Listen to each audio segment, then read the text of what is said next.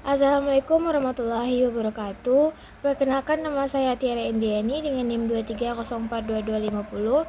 Baiklah, saya akan membacakan hasil materi saya dengan mata kuliah Sistem Hukum Indonesia.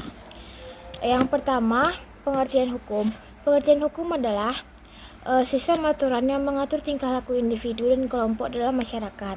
Struktur hukum mencakup hukum publik yang menyangkut pemerintahan dan hukum privat yang berkaitan dengan hubungan antar individu. Slide selanjutnya, dasar hukum dan konstitusi. Dasar hukum ini merujuk pada landasan hukum yang mengatur pembentukan, implementasi, dan penegakan hukum. Sedangkan konstitusi, dokumen dasar yang menetapkan struktur pemerintahan dan hak-hak warga negara. Dasar hukum ini ada berbagai dasar. Yang pertama, rule of law, yaitu semua pihak termasuk pemerintah tunduk pada hukum dan setara di mata hukum.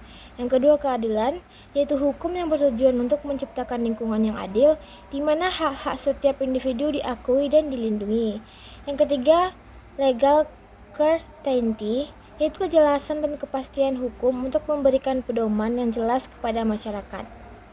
Yang kelima, hak asasi manusia atau HAM, yaitu prinsip yang menjamin hak-hak dasar setiap individu tanpa diskriminasi, konsistensi, dan kontinuitas. Hukum harus konsisten dan berkelanjutan dan juga mengakomodasi perubahan dalam masyarakat.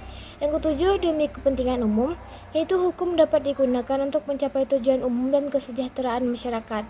Yang kedelapan, presumpsi kesalahan atau presumption of innocence, yaitu prinsip bahwa seseorang dianggap tidak bersalah hingga terbukti bersalah dalam pengadilan.